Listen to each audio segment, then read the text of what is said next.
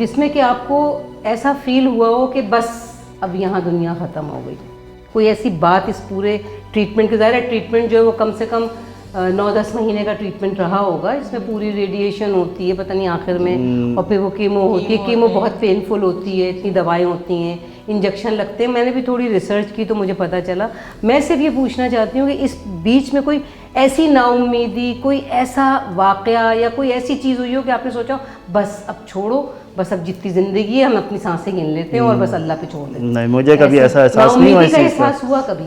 جی مجھے ہوا تھا جب میرا تیسرا کیمو لگا تھا. اچھا. حالانکہ میں روفینہ سنگروں نے فل مطمئن مجھے کر دیا تھا اور انہوں نے مجھے ریفر کیا تھا شوکت خانم میں. اچھا. اور شوکت خانم کو لوگ کہتے ہیں ایسا ہے ویسا ہے، لیکن جو میرا اپنا ذاتی تجربہ ہے کہ شوکت خانم سے اچھا اس علاج کے لیے کوئی ہاسپٹل نہیں ہے. یہ تو بہت اچھی بات آپ نے بتائی ہمارے ناظرین کو، تاکہ اگر خدا نہ خواستہ کسی کے ساتھ ایسی پرابلم ہو، کسی بچی کے ساتھ، تو وہ صحیح جگہ صحیح ڈاکٹروں سے رابطہ کریں. اسٹاف بھی بہت اچھا ہے اور ڈاکٹرز بھی بہت اچھے ہیں.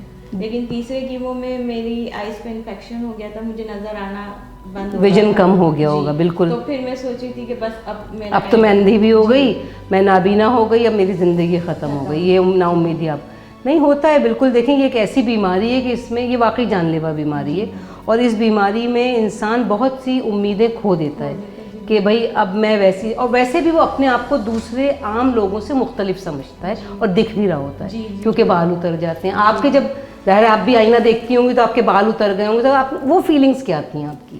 جب میرے بال تیسرے کیمو میں اترے، ڈاکٹر مجھے کہہ رہے تھے کہ آپ شیپ اپ ہو جائیں، لیکن میں نے سوچا شاید نہیں اتریں گے تیسرے کیمو میں. لیکن جب میرے بال اترے، آئز بھی خراب ہو گئی، امی نے شیشے بھی ہٹا دیے تھے گھر سے کہ نہ دیکھیں، بالکل ڈر جائیں گی. لیکن یہ کہ اس ٹائم میں نے امید ختم کر دی تھی کہ اب میں شاید نہیں، کیونکہ بہت تکلیف سے میرے بال اترے تھے. تو پھر آپ کو کیا کہ کون سی ایسا لمحہ تھا یا کون سی ایسی بات تھی یا کون ایسا شخص تھا جس سے ایک دم سے آپ کے اندر یہ امید دوبارہ ہوئی کہ نہیں اب میں فائٹ کروں گی اور میں زندہ رہوں گی، مجھے تو زندہ رہنا؟ بچے دیکھیں نا، بچے آدمی کو جو ہے وہ کتنی پاور دیتے ہیں. تھی تو میں یہی سوچتی تھی کہ نہیں مجھے جینا ہے اپنے بچوں کو. بس یہ سب مجھے بولتے تھے کہ حوصلہ رکھنا، قوت مدافعت ٹھیک رکھنا. ڈاکٹر سے بھی بولا تھا. مجھے پہلے یہ بات سمجھ نہیں آئی تھی. جب مجھے کیمو لگے تو پھر میں نے سوچا کہ نہیں مجھے جینا ہے، اپنے بچوں کے لیے جینا، مجھے فائٹ کرنا ہے اس سے. جی. اور الحمدللہ جس طرح بیماری آئی اللہ تعالیٰ نے میرے وسیلے بھی بناتے گئے. اچھا یہ دیکھیں نا، یہ وہی اللہ کی ذات. بالکل. اور اب ماشاء اللہ سے آپ ٹھیک فیل کرتی ہیں. بال آپ کے ظاہر ہے کہ آ گئے ہوں. کہتے ہیں کہ کیمو کے بعد بہت اچھے بال آتے ہیں، تو اچھے بال آئے ہوں گے آپ کے. تو مطلب یہ کہ اچھا ایک سوال میرا اور ہے اس میں، تو یہ کہ جو جتنی میں نے ریسرچ کی ہے وہ یہ کہ کیمو کے کچھ سائیڈ افیکٹس ہوتے ہیں. مطلب یہ تو آپ اس سے گزر گئیں، کیمو ختم ہو گئی، بال بھی آ گئے، آئی بروز بھی آ گئیں، واپس ویسی ہو گئی شکل، میک اپ بھی کر لیا اور بن گئے. لیکن جو اندر سے فیلنگز ہوتی ہیں اس میں موڈ سوئنگز ہیں یا ڈفرینٹ قسم کی ایسی سچویشنز ہوتی ہیں، ایسی فیلنگز ہوتی ہیں. کیمو کے بعد کے جو سائیڈ افیکٹس ہیں وہ تھوڑا سا آپ ہمارے ناظرین کو بتائیں. کیمو کے بعد مجھے اسکن انفیکشن ہو گیا. اچھا اسکن انفیکشن جس کو بولتے ہیں، اور بہت پینفل ہوتا ہے وہ بھی. جی. وہ ابھی تک میرا اس کا علاج چل رہا ہے، ابھی تک ٹھیک نہیں ہوئے. اوپر سے سوچ بھی تھوڑی کم ہو جاتی ہے، مطلب سوچنے سے چکر آ جاتے ہیں. اچھا. کمزوری بہت زیادہ ہوتی ہے. ظاہر ہے کہ اتنی ہیوی میڈیسن ہے کیمو کہ وہ جسم میں جاتی ہے. تو اس کے سائڈ ڈاکٹر نے آپ سے کیا کہا کہ یہ جو سائیڈ افیکٹس ہیں یا یہ جو آپ کی کنڈیشن ہے یہ کتنے عرصے تک کیمو کے بعد، مطلب صحیح ہونے کے بعد رہے گی؟ 1 سال. جی. اچھا. نہیں یہ مجھے، کیونکہ یہ ہمارے ناظرین کو بتانا بہت ضروری ہے. وہ علاج اور وہ اس وقت کے سارے ٹراما اور سب تو بتا دیا، لیکن یہ بتانا بہت ضروری ہے کہ اس کے بعد بھی آپ کو ہمت نہیں ہارنی. اچھا میں یہ جاننا چاہوں گی شاہد صاحب کہ آپ کا ظاہر ہے کاروبار سارا اسلام آباد میں تھا، اور انہوں نے یہ ڈیسائیڈ کیا اور آپ نے یہ ڈیسائیڈ کیا کہ علاج جو ہے وہ کراچی میں کیا جائے، کیونکہ کراچی میں آپ بتا رہے ہیں ڈاکٹرز اور ہاسپٹل آپ کو صحیح گائیڈ کر رہے تھے. تو آپ اس کے بارے میں کچھ ہمارے ناظرین کو بتائیں کہ کس طرح سے آپ نے پھر آگے موو کیا، کیونکہ خرچہ نہ ہونے کے باوجود میرا یہ خیال ہے کہ لاکھوں کا ہوا ہوگا.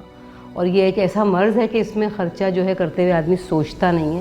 اور آپ نے ظاہر ٹریول کیا ہوگا اسلام آباد، کراچی، بچے وہاں، کاروبار وہاں، یہ یہاں. تو آپ نے کیا، کس طرح سے اس طرح کو ذرا تھوڑا سا اس کو آپ اگر الیبریٹ کریں، بتائیں.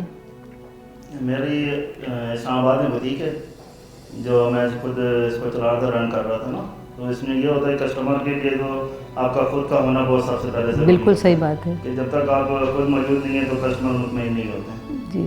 تو اس کو بھی ساتھ لے کے جانا تو یہی ہوتا تھا. 15 دن کے بعد پھر کراچی آ جانا ہوتا تھا، پھر 15 دن بعد واپس اپنے کاروبار میں. پھر یہ کرونا بھی ساتھ ساتھ چل رہا تھا جس کی وجہ سے یہ کاروبار تو ویسے ہی لاس میں ہی جا رہا تھا. جی جی.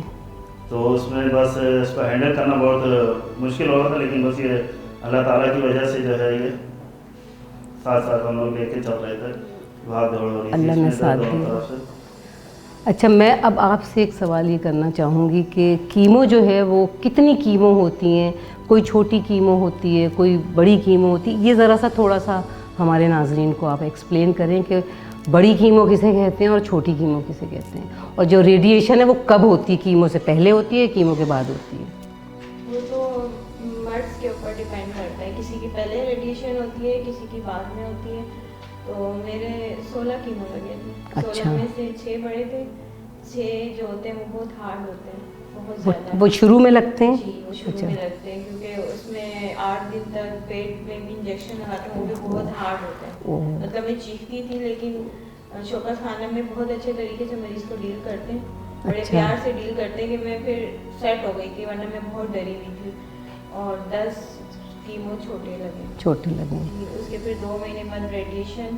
لوگوں نے ڈرایا تو بہت تھا، لیکن ریڈیشن میں کوئی تکلیف نہیں ہوتی، بہت ایزی ہوتی. لیکن بعد میں مطلب چھوٹا سا پروسیجر ہے کہ وہ آپ کو ریز سے گزار دیتے ہیں بس. لیکن بعد میں یہ ہوتا ہے کہ کھایا پیا نہیں جاتا، پھر بالکل بیڈ پر آ جاتے ہیں.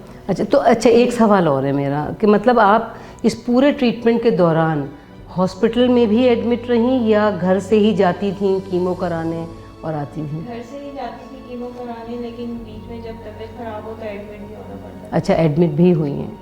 تو بس یہ آپ لوگوں کا بہت بہت شکریہ کہ آپ لوگ میرے اس پروگرام میں اسلام آباد سے آئے اور شرکت کی. اور سب سے بڑی امپورٹنٹ چیز یہ کہ ہماری فیمیلز اور خاص کر ہماری جو وہ ناظرین ہیں جو خواتین ہیں اور وہ گھبراتی ہیں کوئی بھی چیز، کوئی بیماری بتا دے، اور خاص کر یہ بریسٹ کینسر کی ایک ایسی بیماری ہے کہ اس کو میں اپنے ناظرین کو یہ کہنا چاہوں گی کہ پلیز اگر آپ کو کوئی بھی ایسی چیز محسوس ہو جو کامن نہ ہو، ان کامن ہو، اور آپ کو ذرا سی بھی کوئی گلٹی ہو، کوئی بھنسی ہو، کوئی دانہ ہو، تو آپ اس میں شرم محسوس نہ کریں. آپ ڈاکٹر سے فوراً رجوع کریں، ڈاکٹر کے پاس جائیں. اور جیسا کہ ہماری بہن نے بتایا کہ بھائی یہاں پہ بہت اچھا ہاسپٹل ہے، بہت اچھے ڈاکٹرز ہیں، کوآپریٹو ہیں، اور پیسے کے لیے ظاہر ہے کہ خرچہ تو ہوتا ہے، لیکن اللہ کی ذات پہ بھروسہ رکھیں. اللہ تعالیٰ سے بڑی ذات کسی کی نہیں ہے، وہ کہیں نہ کہیں سے وسیلے بنا کے آپ کی مدد کرے گا. اللہ حافظ.